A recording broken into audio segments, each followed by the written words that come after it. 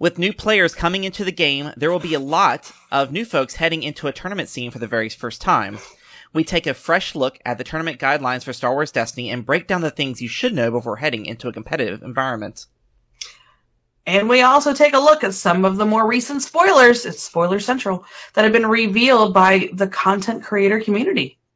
This is episode 91, The Things You Wish You Knew. You have been well trained. No. You don't have to carry a sword to be powerful. I won't fail you. Oh, do not. I'm not afraid. Please don't try.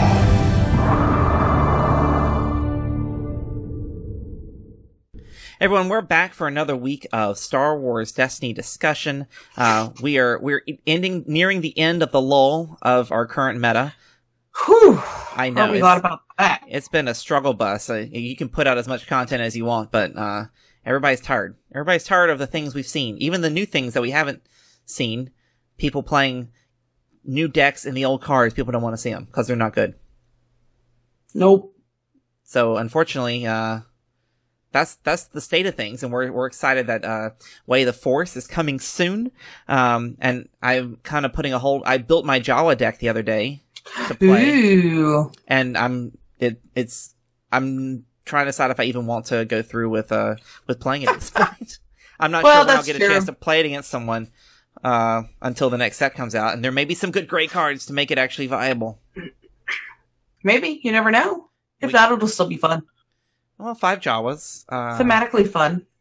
I thought I'd build like 5 battle droids to play against 5 Jawas. You've got or maybe cards for that. Oh, yeah. Well, I do. You know what's so funny? I only have 4 battle droid die. Oh, no. Oh, if this person that hung out with you at Worlds hadn't have taken that last battle droid, you would have 5. Shucks. I stole your battle droid. That's all right. I'll survive. We'll get another one at some point. Maybe I'll mail it to you. I'm sure I have some other stuff that should come to you in the mail. So. Absolutely. So let us hear about Origins, because you just came from it. So I did. If the con crud wasn't apparent enough, things I wish I knew about Origins: use hand sanitizer more. Because everybody's touching all those game parts that you're trying, and by the time I was like, oh, I really need to be using that, it was too late. So yeah, there is that. It was a good time. It was huge. It was bigger than last year. I have not heard really cool. And about a week later, wait a minute. Matthew Scott is confused. It's me, Matthew Scott. It's me here. I look the same. So anywho's, it's larger. I'm waiting to hear. Last year it was just over 15,000 attendees. I'm pretty sure there were more than that this year. They expanded the gaming hall significantly. Our friends at Cascade Games had a much larger play area than they did last year, for sure. I stopped in and said hello to Steve and saw a few of our Destiny friends there as well. But they were also running an X-Wing tournament as well as Legend of the Five Rings. So they were doing learn to plays. I heard and whatever.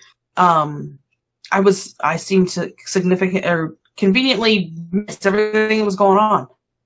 I was either Legend of the Five Rings. The pods were firing okay from what I heard.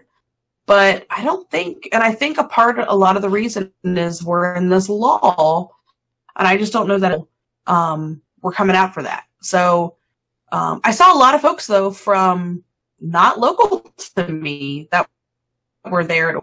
Isaac, who we've talked about before, who was that amazing 13-year-old phenomenon that took Worlds by storm. Mm-hmm. I believe he was top 8, right? He was at least top 8. In Worlds? Yeah. At Nationals he was. I can't remember where he ended up in Worlds. At least top 16, because I know he was day 2 and did pretty well. But I saw him and his dad. I saw one of our friends from Nova. And to whoever ran down the hallway and bumped into me asking for a Phasma die, I'm sorry I didn't have one, and I really hope you found one.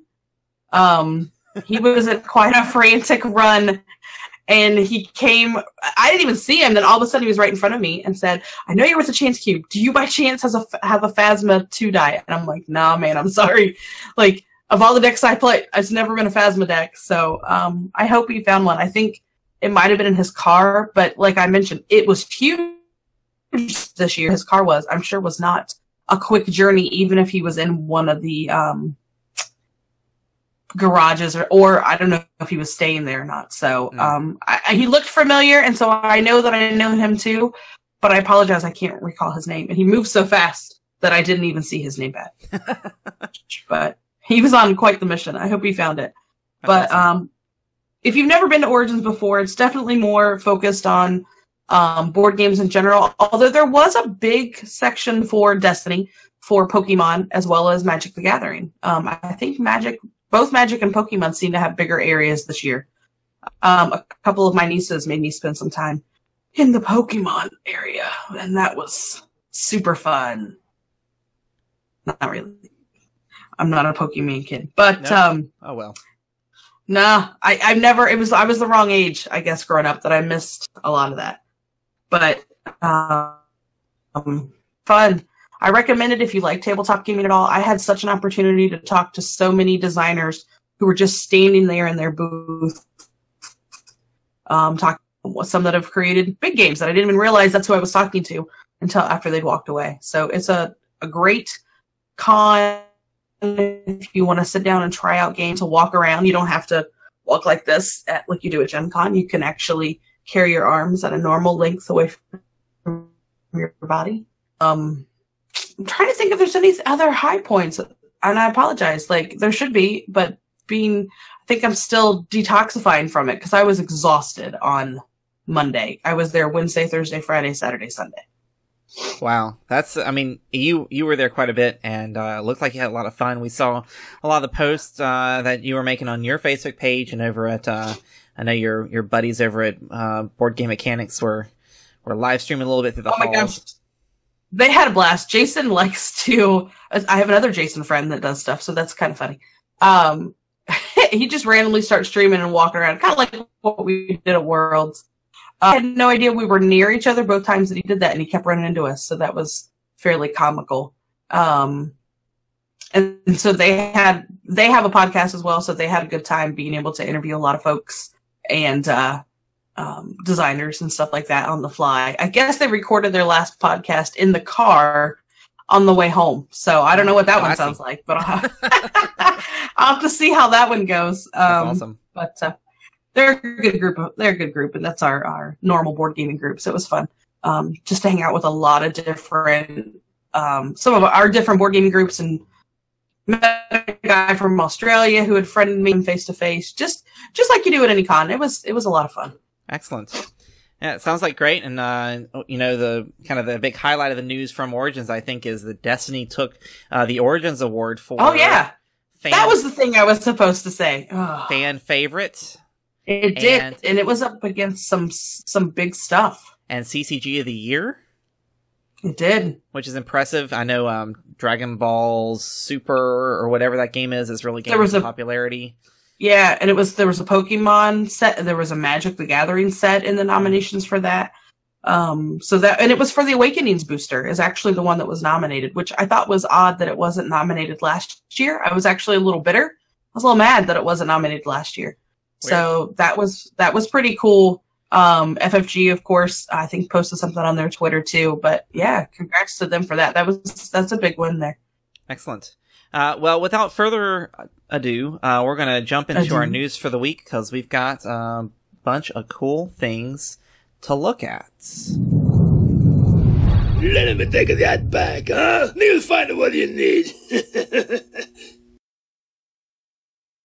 Several of our content creator peers have released some new spoilers for Way of the Force, so we're really excited to take a look at a couple of these guys. We're going to first start off with the pair of Count Dooku and Count Dooku Solar Sailor.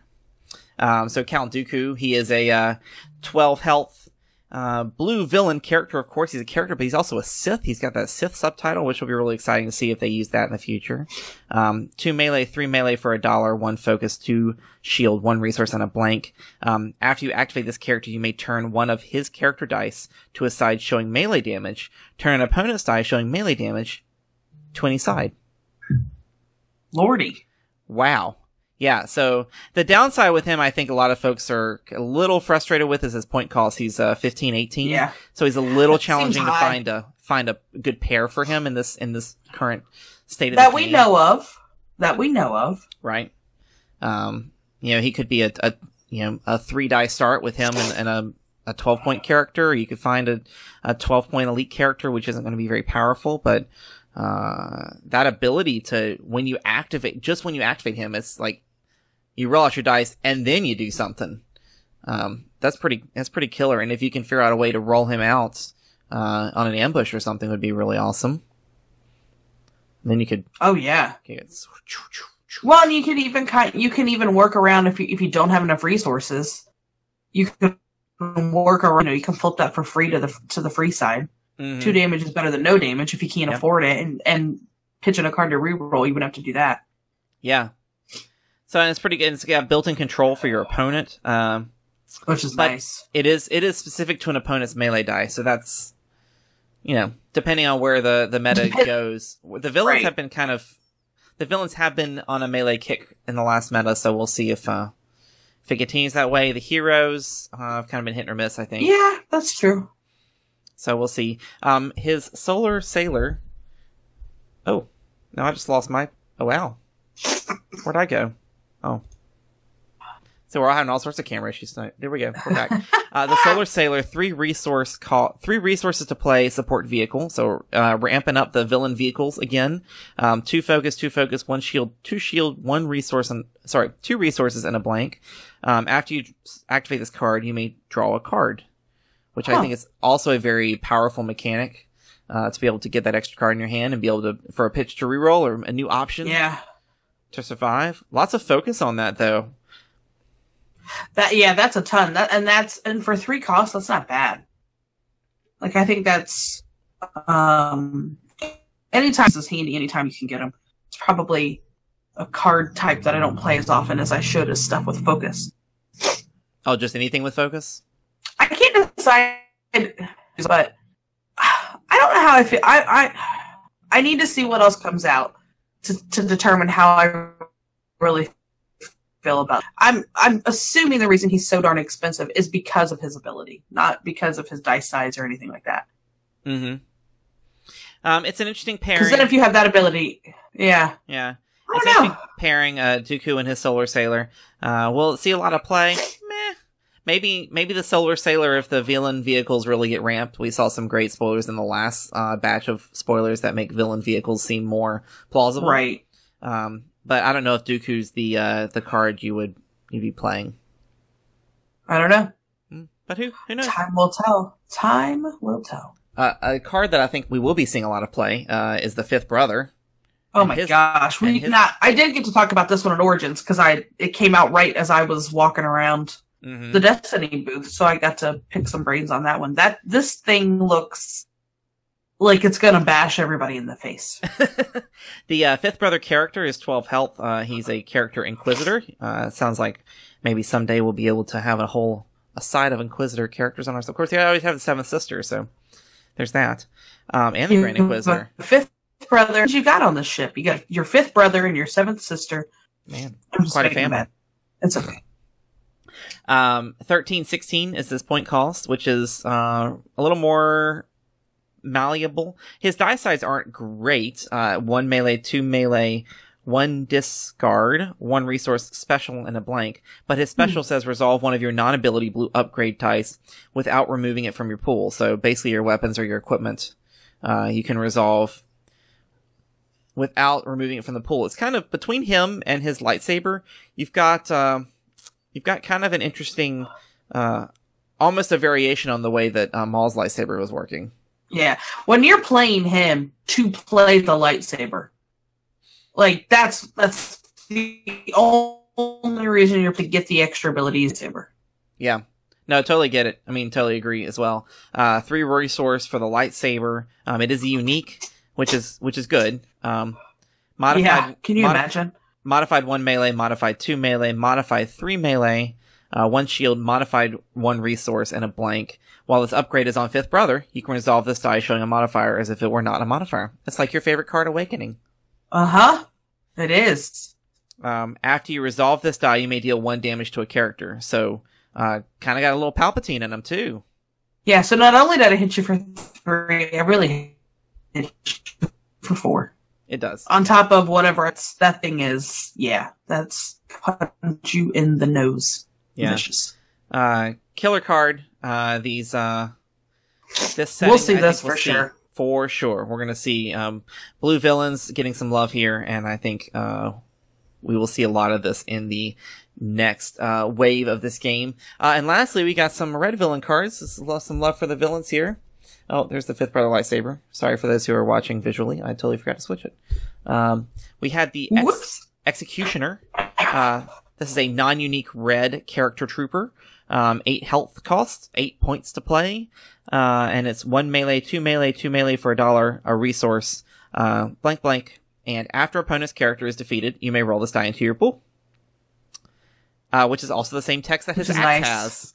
His axe has the exact same text, which I think is hilarious. It's the first time I think we've seen that, where you get the exact duplication of game text. The axe 1 melee, 2 melee for $1, 2 modified melee, 1 resource, and 2 blanks. 2 resources to play. It's a lot of blanks, but it's a lot of blanks. But for 8 points, that's a decent partner. Mm-hmm. I mean, he can fill out a team pretty nicely. I can see open up a lot of good red stuff. Yeah, I mean, you could be an interesting partner for Vader. I mean, you've got now a red melee character that may be solid. I know Magna Guard was being used a lot for Vader in the last time Vader was trying to do some work. Get him while you can. Yeah. Before he rotates out. Oh, he's almost gone. But maybe there'll be some new powerful hitters in the set that we haven't seen yet that this 8-point character will fit nicely in. Yeah, I think that's one that we'll see because it's that support character that's going to slot in somewhere and be helpful. Mm-hmm. You could have 4 executioners on your side of the table if you wanted to. That's 8 melee potential on the opening turn if you were really lucky, or also lots of blanks. High probability for lots of blanks on your side of the table, Kim. I want to see, that's true. I want to see an event that just does stuff like this, where it's the same character like this. So Jawas, battle droids, these executioners, like that's it. Like that's what your deck has to be. It's 5 wide or whatever of one of these. Like that's what I want to see. That'd be a fun side event or something, I think. Do it. It'll be fun. Yeah, I agree. And I guess the last kind of really exciting piece of information is that the release date has finally been announced for Way of the Force. Woohoo! We're looking at a July 5th, right after the holiday, so save your money on your barbecues, because you gotta go out and buy 2 cases of Way of the Force the next day. I saw somebody bring up a point, though, that goes, alright, well, the day before, that's 4th of July, and nobody's getting mail that day. So, is it really going to be there the 5th? Or are they going to have to sit on it for a couple of days? Like, well, that's a pretty good point. That's one good way to kick off your Independence weekend is crack some packs. That's right. Your own fireworks, your own personal... Is that what happens when you get the magical legendary, the Yoda? What's the Yoda of the set? We don't know. I don't know. I mean, this Fifth Brother is not legendary. His lightsaber is, though. We haven't seen a lot of legendaries, I don't think. I don't think we've seen a lot of legendary cards revealed yet. I'm thinking, no, I don't think so. Yeah, maybe 4 or 5. I haven't been really keeping track of rarity. I probably should. I glance. I mean, like when but I can't remember what else I've seen. You're right. The Inquisitor's lightsaber. I don't know if there's any more than that. There's a couple others, but nothing that's like, oh my god, I gotta have that. That was a nice move that you did there. It didn't work because I was still in the camera. I'm sorry, you guys. Like, it's just like a running faucet. I'm trying to prevent you from having this, but That's all good. Thanks again for shaking my hand. Appreciate that. So we're going to move on, and we're going to give something away. I like doing this. Look, I ain't in this for your revolution, and I'm not in it for you, Princess. I expect to be well paid. I'm in it for the money. Now I'm going to shake up Rex this time, just for fun. Shake Rex syndrome. Okay. Make sure he gets a good shake week. And this kind of ties into the theme of the show, so we'll talk about a lot of these responses, because there was a lot of interesting advice out there for going to your first competitive event. I'm not so sure that all of you had a super positive experience the first time you went to an event. Warning people of bad stuff that can happen. I'm not sure. But I'm sorry if you didn't have a great experience the first time you went out. But a couple of the comments, I was like, oh, that sounds like they didn't have a great time the first time they went to one of their events. But it's good to know. It's good to think of those things. And if you haven't ever been to one before, maybe you haven't considered. Funny ones are some good ones. But our winner is Will Hope. Uh-oh. This is one of the ones that I think he may not have had a great experience. And I apologize, Will, if you didn't. But he says people will aggressively cheat, even in great communities, and you have to be prepared to call it. And I think that's fair. I think that's a very fair statement. Is you need to go in there, and if you see something that doesn't seem right, you should probably call a judge. Don't just assume that or it's whatever the circumstance, or they maybe they know the game better than you. That's what, and you're afraid to call a judge over. I think I've always heard when in doubt, call a judge. So that's probably the theme of what Will's going with here. Yeah. But Will's going to win himself a set of tokens for that answer. So be sure to send us contact us through our Facebook Messenger page with your name and address, and we'll get those over to you. Absolutely. And I won't talk about a lot of the other, since we're going to talk about them later on in the show. There was some sound advice in a lot of those. One of them was bringing hand sanitizer. Not for me. Somebody else said it. And I thought that was genius. But it made sense. And it was, have your opponent use it before they shuffle your deck. And I went, oh, that's totally fair. Like, and your hands are clean before you touch my stuff. That's right. But I like that one. Considering my circumstances, I got a good chuckle out of that one. For everyone else, it's another week and another question. To prepare for next week's show, we want to ask you, we've seen a rise in alternate events. I think it's prevalent in this time of lull before a new set comes out. So themed events, or you know, this ban list for this event. I saw a really cool one where it was like, you can't bring any decks that were in the top 16 at Worlds. Oh. I like that. So what alternate events have you seen, or played in and liked, and why? And we'd love to know. We'll be chatting about, alternative formats next week before we get into the big Way of the Force. And I need to think out my alternative decks then. I need to think out my 5 wides. That's right. And then, totally be a thing. The winner's going to get a set of unopened Fantasy Flight Games World Championship sleeves that were handed out this last year. So those are slick sleeves. They are like, they're nice sleeves. You can't see through them. Very matte. They're matte finish. Mm-hmm. They're pretty slick looking. You know, Mike, I just can't seem to get the cards I need in the booster packs I've bought. I'm still missing a Mother Talzin, a Darth Maul, and I need some more battle droids. That 5-wide droid deck isn't going to build itself. And I have all these extra Yodas. Seriously, Kim, I told you. Check out Armada Games. You can buy and sell Destiny cards on their website, shoparmada.com. It's just a few simple clicks and bam, you are done. I used it just the other day, and now I got 2 Maul Sabers heading my way. Hey, what are you guys talking about? We're in the middle of a break here. Jason, you know how you've got all those extra cards from all those booster boxes you open? Mike says you can sell them online super easy. No way, seriously? How? I've got to make room before this next set comes out. Jason, whether you're new to the game or a seasoned vet, Armada Games has just what you're looking for. You can buy and sell your Destiny singles all from the comfort of your living room. Pre-order the latest sets of boosters and find the droids you are looking for. You can also check out their selection of Destiny accessories. And you'll get free shipping on orders over $75. For an even better deal, be sure to use the coupon code TheChanceCube and receive 5% off your Destiny purchase. Visit their website at shoparmada.com. Armada Games. Get in here and game. But you know what I always say. Speak softly and drive a big tank. So I think there's some really interesting thoughts out there. This is really geared towards those who haven't entered the competitive environment yet, or just need a little refresher, have been away from it for a while. We're getting into store championship season soon, and I think it's important to remember some things, both officially and unofficially, about the culture of customizable card games. And I think this list we got from our Facebook page is really interesting, of things that people wish someone had told them before they got involved. Yep. Aside from the fact it's expensive. And it never stops. Speak from personal experience, is I didn't do a CCG before this. And I knew that CCG, hey, you got to keep up with the product that comes out, that kind of thing. And what I was getting myself into when I bought the first set, I don't think so.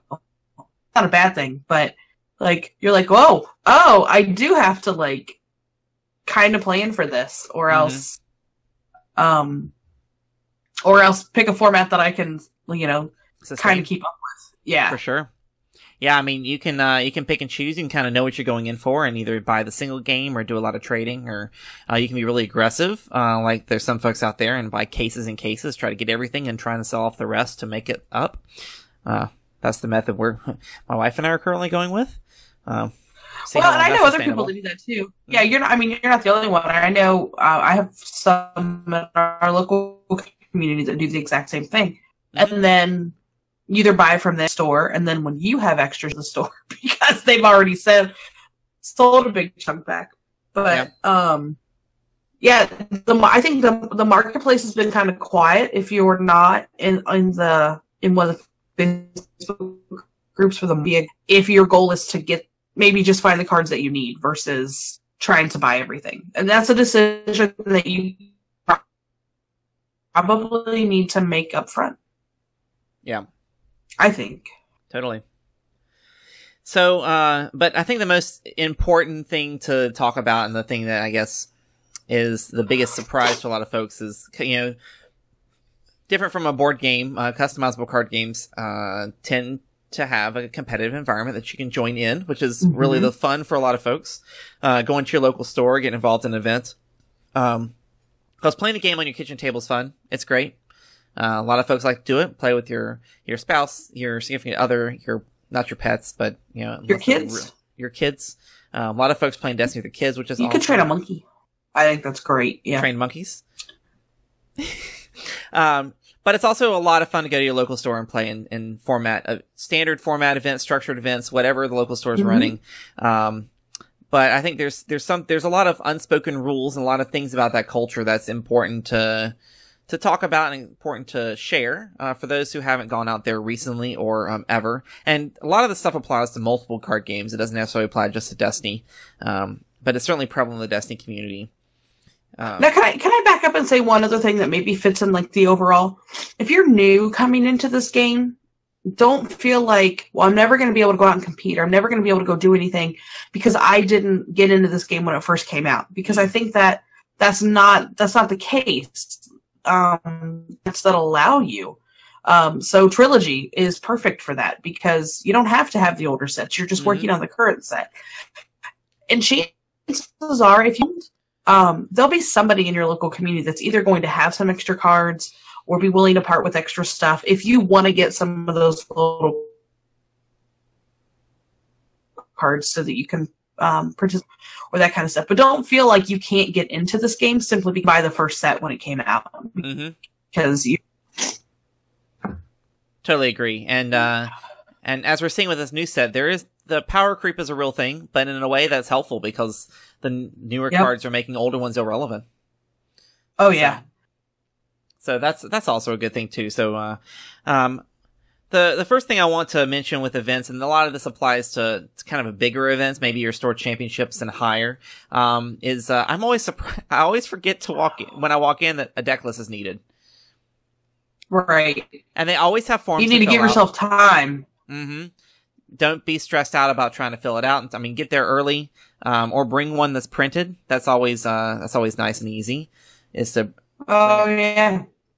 bring it, do that. But give yourself time and go ahead, and I know you've probably play tested your deck several times before going to a big event, but go ahead and sort it, organize it by card, organize it by card type so you can write them out easier. It helps save a lot of time and verify that your deck list is accurate, and has the right number of cards in it. I think that's very important. Yeah. Have you done this? Because I've done this. I forgot about having to do a deck list and I shuffled. And so, like, oh, crap. Because I've already mixed, so no two things are together now. Yep. And you have to very quickly sort it or try to catch where that second one is. Like, it can be a pain in the neck. No, I agree. Sarah got really good at Kubla Khan with filling out her deck list as I was getting the stream set up every day. So, nice. So that's always good. And I think this one was also, and this is my recent experience. Don't assume that any sleeves are fine anywhere. I know that there's a big thing in the FFG rulebook about opaque sleeves are needed for premier and formal events, but you never know when you're going to walk into an event and their local area is going to require them. Yep. And keep extra sleeves with you because one could whatever. Yeah. And you're going to need it sleeved, so, and they got to be the same color. You can't take that one card and borrow a sleeve from your buddy, different color sleeve as you do. Yeah. They're going to frown on that.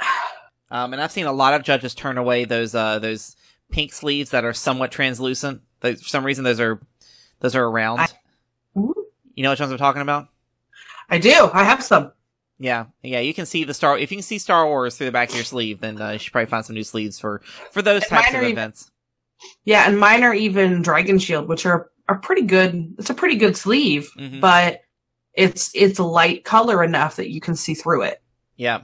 And that's really, I mean, everyone wants to trust everyone, but that's really just to prevent potential cheating, right? I mean, it's really easy to mark on the back of a card and not see it because there's so much going on in the back of a card, that, a trained, cheater would be able to spot. So having these opaque sleeves is a common practice amongst a lot of card games. And it's just something to remember. Always have, which is hard for us because we sleeve everything in clear for our binders. So I'm thinking very soon about transitioning to fitted sleeves so I can just double sleeve for events. That would make it faster and easier to switch out and protect your cards longer. I mean, you spend a lot of money on these cards. You might as well make sure they're not going to get, beat up or torn up if you're playing with them a lot. But yeah, I agree. Don't just assume that I've played in 10 other events and it's never been a problem, because that's the one time that assuming will fail you, and either you'll have to buy some or you could be DQ'd. So yeah, thank goodness for the Silkies from Seattle who came down to Kubla Khan because he had a spare set of world sleeves. I was like, thank goodness, because I didn't, GQs aren't considered formal or premier, but depending on your marshal, they may require it, and I was not prepared. But that's okay. We made it through. We got there. We made it through. I also think people who don't play in events a lot, I think, forget that going to time is a real thing. Timing out of a game is a real thing, and when you get to that 5-minute mark, you need to start playing differently. You need to start figuring out your new win condition, because that's. I don't know if you've ever gone to time in an event. Not in my local night I have, and to piggyback that, not only should you be prepared strategically what I need to do if I go to time, you need to understand the rules, because I watched a very high caliber player lose a match at Worlds because the handout wrong. If he'd done a couple things differently, he would have won, but he didn't know that was the win condition. So take the time to look those over, because it's not just it can go to time. We saw it happen several times. I've seen it locally. I've seen it at Worlds. And it's not because somebody's playing slow. It could just be that's how those decks play. Yeah. And thinking through your moves. But yeah, make sure you know those rules. Absolutely. Totally agree. And I think there's just a lot of what's the word I'm looking for? A lot of there's a lot of culture around the game. You don't. There's no handbook out there for oh gosh, what do I do? And do I say hello? Do I sit down? Do I shake hand? Thank you, Mr. Carrier. You, which is great because because my signal is so crummy that you just said That's really funny. Oh my. We miss you, Mike. Feel better, buddy. I'll find a better signal, I promise. No, but like the I don't know. You never know when to shake your opponent's hand, right? Yeah. And there's a politeness factor, and I think it's pretty common that at the end of the game you always shake your opponent's hand, unless it gets really weird. I mean, every once in a while some people are not into that, but I would say 98% of the time when you hit good game, you shake your opponent's hand. Yeah, remember when you were a kid and you played t-ball or whatever, and you went there at the end and everybody gave everybody else high five and said good game, even if you lost or whatever. Like, it's a sportsmanship kind of thing. Yeah, we should start doing high fives instead of handshakes. Being a good sport. You should make that a thing. The Destiny high five. I lost. Good game. Puku. Yeah, I like it. But sometimes there's a handshake at the beginning. I mean, if you have a really outgoing player who's just really nice and personable. I'm nice and personable, but I'm not really outgoing, so I'm like, yes. So you're saying I shouldn't be hugging people at the beginning of a game? You can do whatever you want. I'm from the Midwest. Huggers. I'm just kidding. I haven't hugged anybody before a game. That's funny. Maybe I should start like that. It's my new thing. My new plan. You no, from across the table, you go around to them. Yeah, especially if you're like in the middle of the table. There's 5 other people, and it's like, "Excuse me, I gotta get through. I gotta give this guy a hug." I don't think it would. I think they'd look one time, and they'd be like, "Not again. You're not doing it." I would say that with Destiny, because the way the game is played, you're always welcome to ask your opponent's discard pile to see what cards they've used. You want to read their card text, but I think it's always polite to ask before you can touch a card. That's yep. We're all a little possessive of our collections, so don't touch my stuff. Don't touch my stuff. Which is going to be interesting with the new Battlefield. I do have to say, not sure how that's going to handle. That dice is going to go home with the wrong person, like, so many times. It's going to happen a lot. The new dice equipped Battlefield. Yeah, no, it's going to be hard. So, because right now... Yeah, so here's what not on our list. No, go ahead, sorry. Well, I was about to say there are a lot of cards that re-roll an opponent's die, and our practice right now in the game is I'm not picking up my opponent's die and re-rolling it. They are re-rolling their die that I have selected, because that is the way... Yeah. That is the way it's supposed to go. And that wasn't super clear at first. I think there was a lot of questions, like, at events that I saw. Do I roll it or do you roll it? And yeah. That's another. So with all this stuff, or before you pack up your stuff and leave this game, because your opponent, especially if you've got dice that switch sides of the table, your opponent can accidentally pack it up and take it with him, and you get to your next match and you don't have it, you can't play it. Yep. So you almost need to make sure at the end of that game that you're accounting for all of your dice before. Don't just assume, slide them in your dice bag and walk off. Yep. Yep, totally agree. And I guess probably check them beforehand too, because then you won't have to run around a convention floor looking for one. I'm sorry. That's right. But I can't imagine the stress that he felt when he did that. I would have freaked out too. So sure thing. I don't want to. I think this is a topic that's too good to pass up all the wonderful comments we had on our Facebook page. So there's some really good ones on there. But they're true. They're true. The first person who commented on the question said, "Take a shower." It's a thing, people, and I mean this in the nicest way possible. But if you're gonna be in a high stress situation, if you're a sweater, take a shower that morning and put on some deodorant. It's okay. We all love you. Some game stores even keep some in their restroom for you. My local shop does. So even if you're getting extra stress in a game, man, it happens to everybody. But yeah, everyone appreciates it. If you're driven to be a competitive player, I think Zachary Shields makes a good comment. Record your games, like grab yourself a little GoPro. Oh, yeah. Or put your cell phone in a little small tripod or something and just record your games and rewatch them and learn from your mistakes. I'm not that diligent. I wish I was. But you might want to clear it with your opponent that it's okay and explain why you're doing it. Yep. But I mean, every great football, it's a whole day or two of sport. Sports do it. Like, it makes sense. Mm-hmm. For sure. Zachary that was his comment. I can't read because it's late. Gilbert, don't put 22 dice cards in your deck. Tell that to your husband. I've made that mistake. My husband's made that mistake. But when you're new, it feels like the more dice I have, the more powerful my deck is. Like, that's just CC, because I made that mistake early on. Mm-hmm. I came out and back then there were decks that had more upgrades in it, but I had a significant amount of dice in a deck, and it's not. You need to understand the meta to know that that's not gonna probably win you games with 8 something else with. Yeah, yeah, and I think this comment's probably preaching to the, you guys all know, anybody who's listening to the shows at least follows the Facebook pages and kind of knows the temperature of the community, but don't let any one toxic attitude out there ruin your day. There's some people take this game really seriously, which is fine and dandy, and some people get really agitated if things don't go their way, and we just do play the best game you can and have fun when you're out there, because we don't want that to ruin the game for you and in general, because we put too much time and love into this game to let that be. Oh yeah.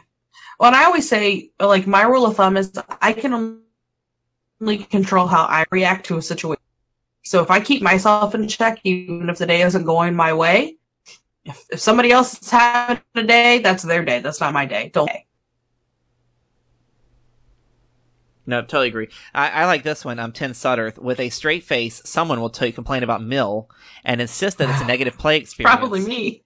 As they use every trick they can to aggro resolve 10 plus damage to kill your full health character all at once. Yes, because I have a feeling he's experienced that. So I'm sorry, Tim. Mill. Also, don't come at you in an aggro. Like I just don't like losing. Ron Caterson had said, "Have fun, bro," in a nice fun gif. Thanks, bro. I like that one. And Mike Lynch, our buddy up in the Bay Area. Look, this is a CCG. It's going to cost you a bunch of money because it's worth it. Yeah. Yeah. Putting in some value into it. I think it's great. I think Michael David Torres had a point that you have to realize that if this is the first event that you're going to and you've only played with some friends or maybe just a few times at your local shop, there are going to be players that have been in this game longer, that have more experience, that are probably going to be better than you. But that doesn't mean you're still not good. They've put in more reps than you. That's just like in anything in life. So the more reps you put in, the better that you're going to be as well. So absolutely. So I think all good, great comments and great feedback and insight into the things that are the unspoken rules of Destiny or any CCG that's out there. The mission is to go out there, have fun, play a good game. Whether you're the best or not, it doesn't really matter. The important thing is to have fun while you're doing it, and look forward to the next thing. Because I think the one wonderful thing about a CCG is the game cycle, right? It's the cycle of a new set, building the decks, getting experience with the decks, the best, and then the top players out there are making these new decks sing, and then once it kind of peaks, there's a little trail off right until the next set happens. And then it's that wave that kind of keeps us hooked, and keeps us going.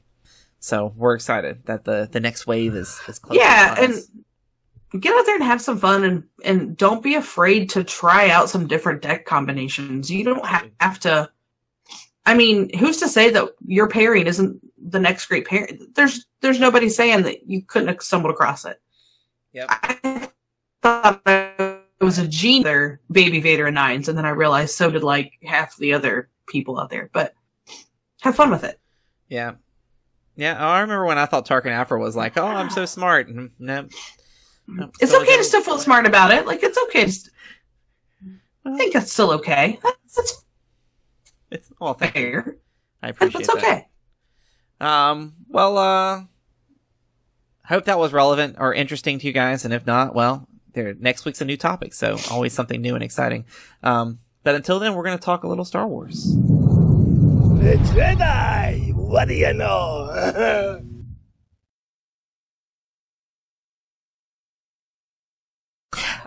Yeah, so I've really been trying to get back into reading. That's awesome. I've got about 30 comics on my iPad that I haven't read yet. I'm still trying to get through them, and all the new solo books showed up yesterday or a couple days ago. I want to read those. Yeah, there's some good ones. I think there's one where Chewbacca meets up with K2SO. That's totally up my alley. And it's for like 5-year-olds to read. So that's totally up my alley. No, I can't year-old level. Did you see? I just saw it today that they announced they're canceling the Poe Dameron comic. Oh no, I didn't see that. They've run out of stories without October. Maybe so. There's still a few more left. I feel like October is the last. You're wrong on that, but it's soon, and there's definitely some divide, at least in a couple of the groups that I've seen, how people feel about this. Yeah, no, I get it. I mean, the Poe comic for the first 24 issues covered Poe seeking out Lor Santeca, and when that kind of ran its course up until The Last Jedi, and now they're basically taking The Force Awakens, and now they're basically the current arc is Poe and Finn and Rey sitting around the table in the Falcon after they leave Crate. And Poe was telling him everything that happened to him in the film that we didn't see. Like how he escaped the TIE fighter on Jakku and what he was doing leading up to the battle at Takodana. And so it's pretty cool. I like it. That story's running its course. There's really not much more you can do with him without running into other films. Well, this has been an exciting technologically frustrating episode. We apologize for anyone who has actually made it this far. Thanks for listening this week, and we'll keep this frozen picture of Kim. It's really exciting. I'm sure she's gonna love that. And check back next week. We'll be on a much better technology standpoint as we get ready to talk a little bit about alternate format events, and it should be a good time. So thanks everyone for hanging in there with us this week, and may the Force be with you. This has been The Chance Cube, a Star Wars Destiny podcast, a non-profit organization dedicated to building community through gaming. Visit our website for all things Star Wars Destiny, including our price watch, meta tracker, and latest articles from the Chance Cube family. Find our latest videos on YouTube, follow us on Facebook, Twitter, and Instagram, and visit us at patreon.com/thechancecube. Your patronage allows us to grow this program and help us give back to the gaming community by sponsoring events, giveaways, and supporting our own community building initiatives. This is Mike Hill, the voice of the Chance Cube. Thanks for listening.